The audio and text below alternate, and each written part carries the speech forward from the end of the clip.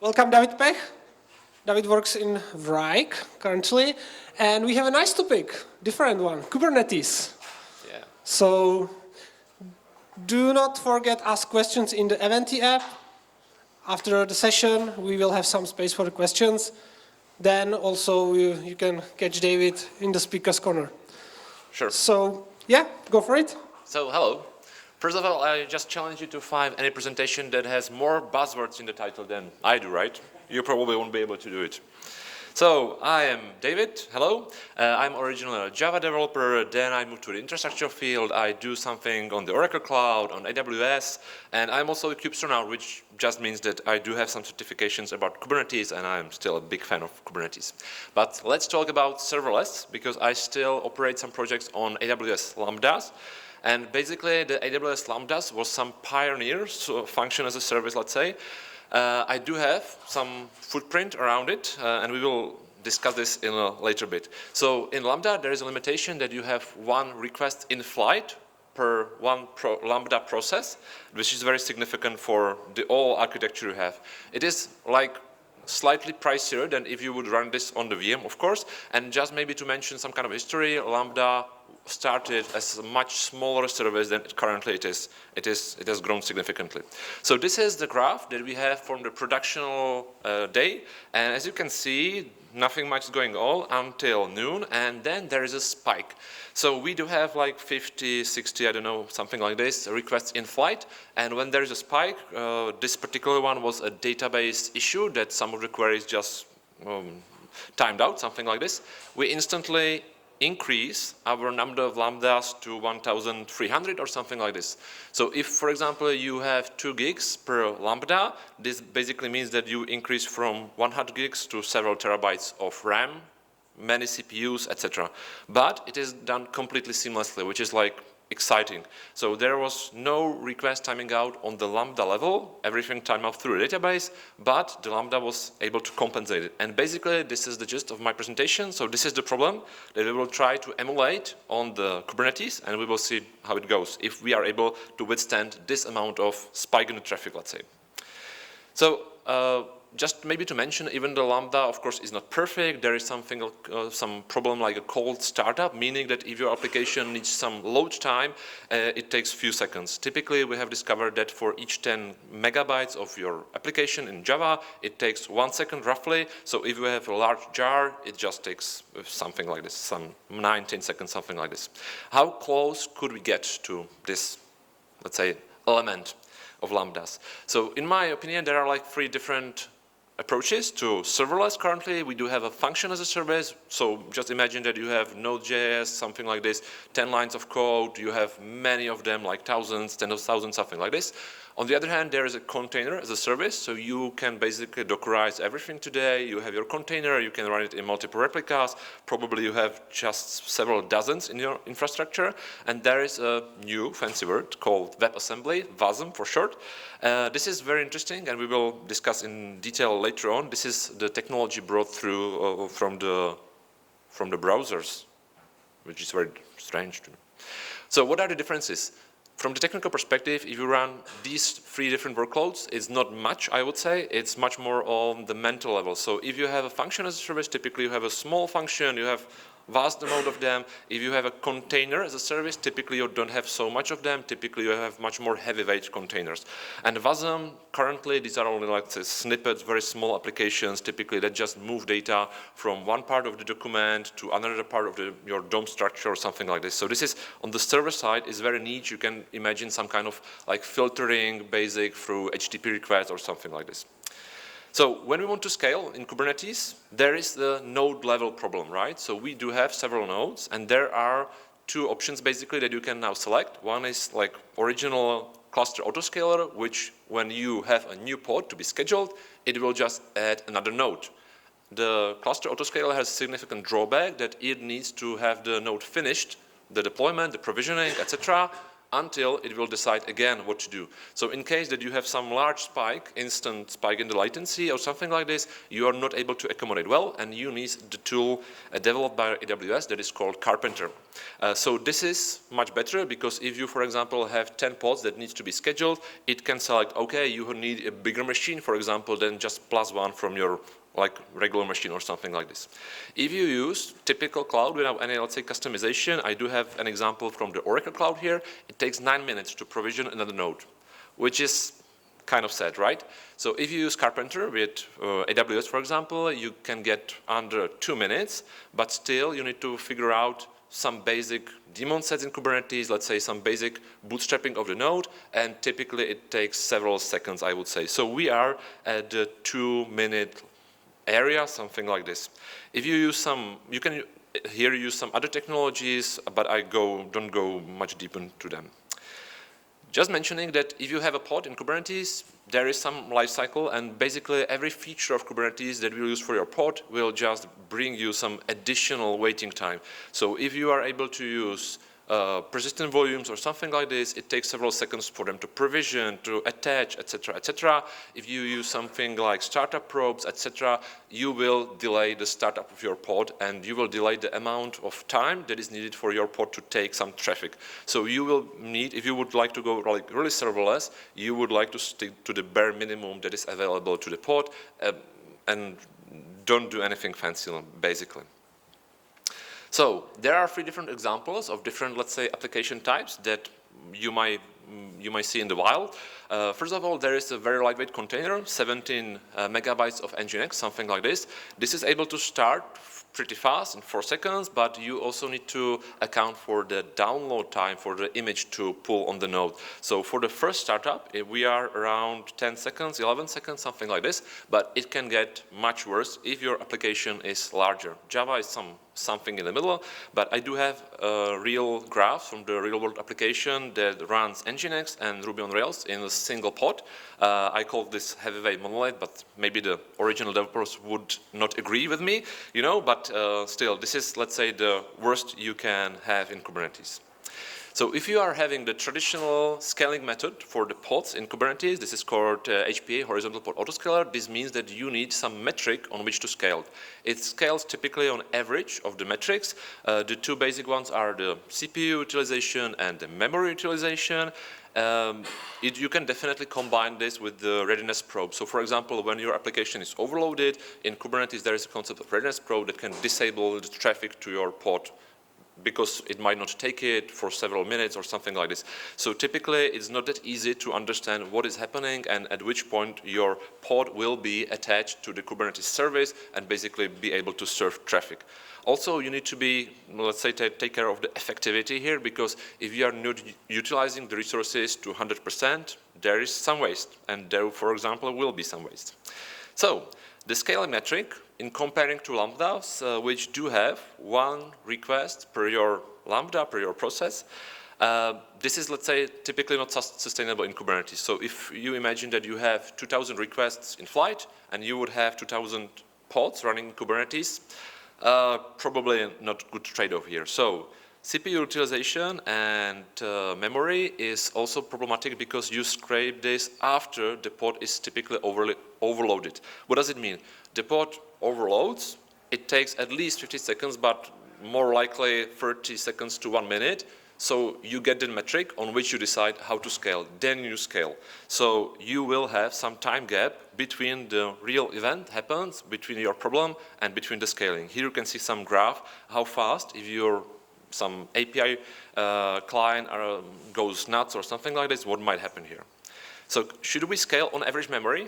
The upper top is the average HTTP latency. There are some percentiles like P90, P95, something like this. And basically we want this graph to be the flattest as possible and the lowest as possible. And you can see that there are some spikes, right?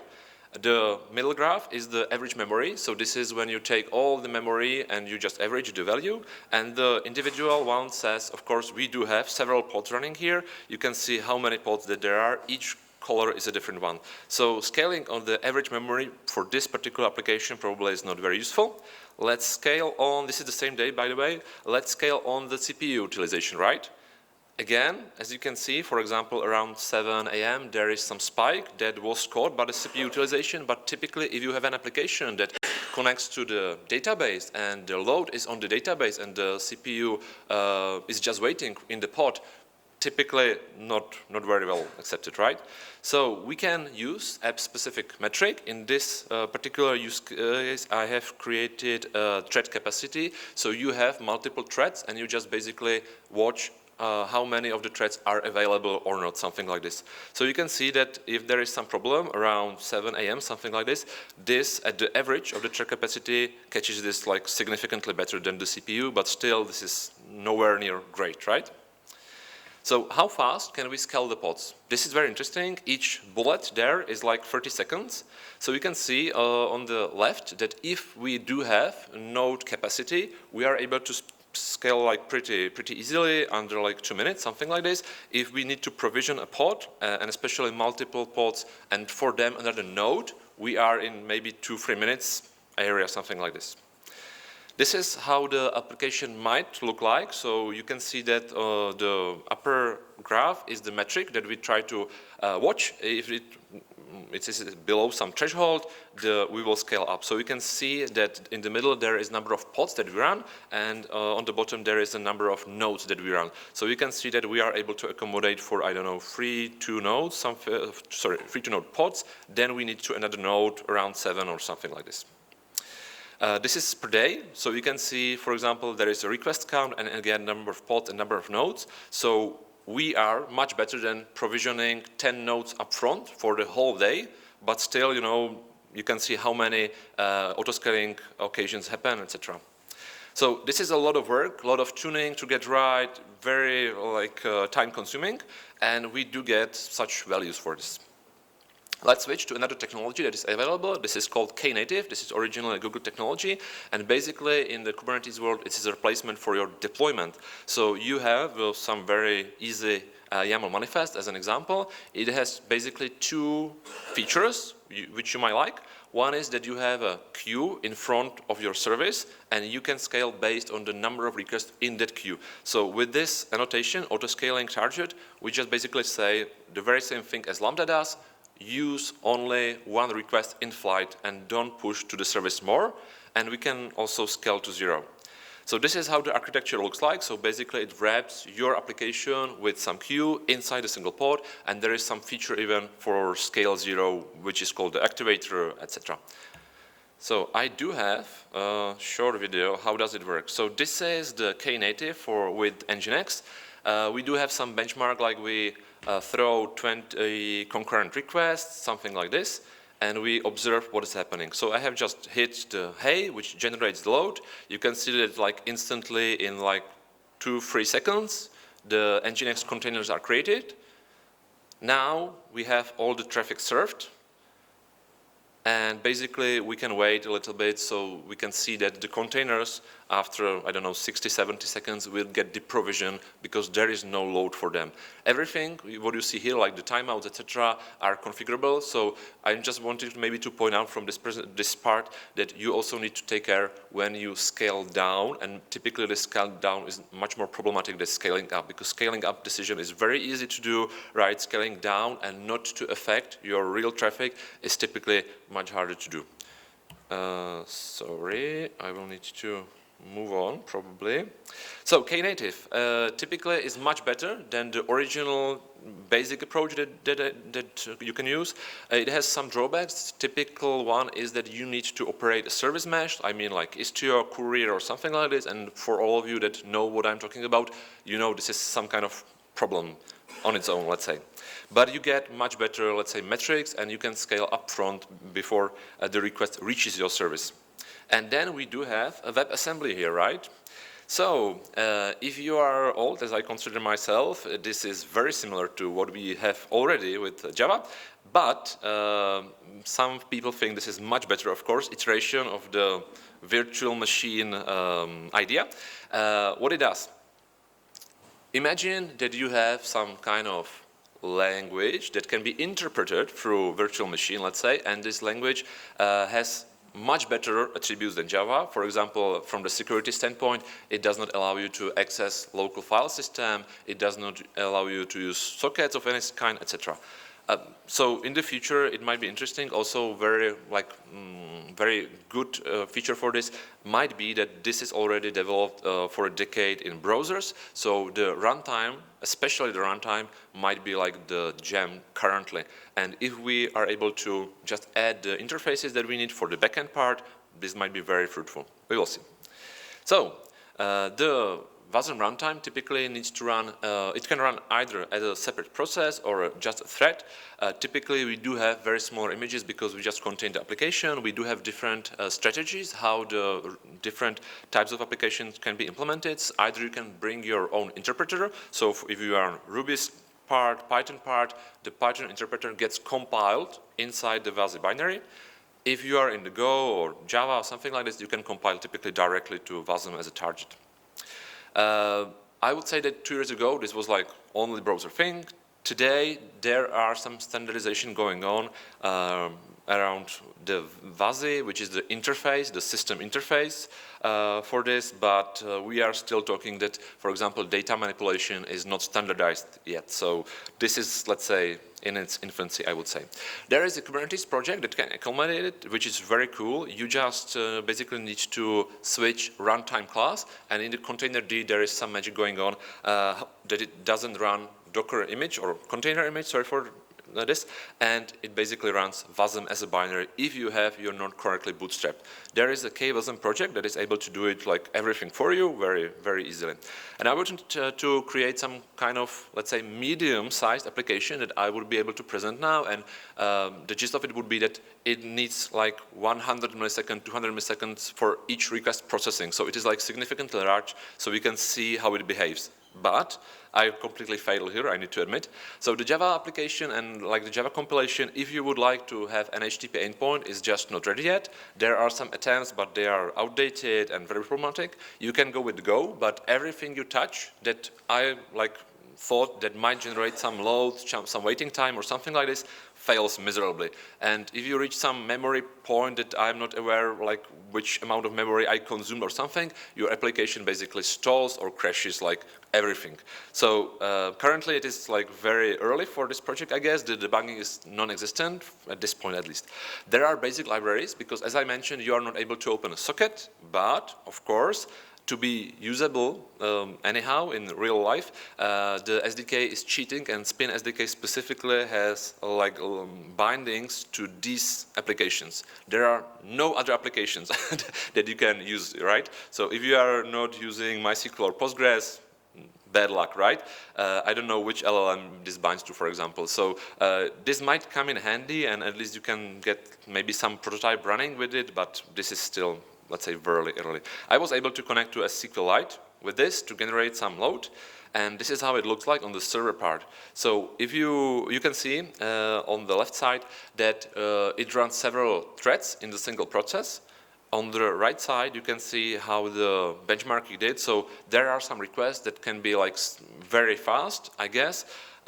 We can use shared database that is opened in file in the process and shared across all the threads, which is nice. And you can also see that there are some errors, which will basically shut down and corrupt or your pod that is running there. So in the future, this might be like very interesting, but currently this is not. Maybe just to try to use some numbers, if the nodes have capacity, the startup time is basically new thread, right? So we are talking in milliseconds or maybe even 10 milliseconds area, which is like very interesting. Also, the image sizes are significantly slow. So, were we successful? Did we beat AWS Lambdas and can scale better than Lambdas? Of course not, right?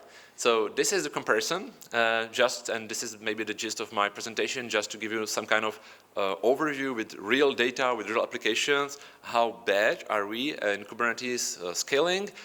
Maybe you can improve it like significantly from, let's say, 10 minutes to 2 minutes mostly, or something like this.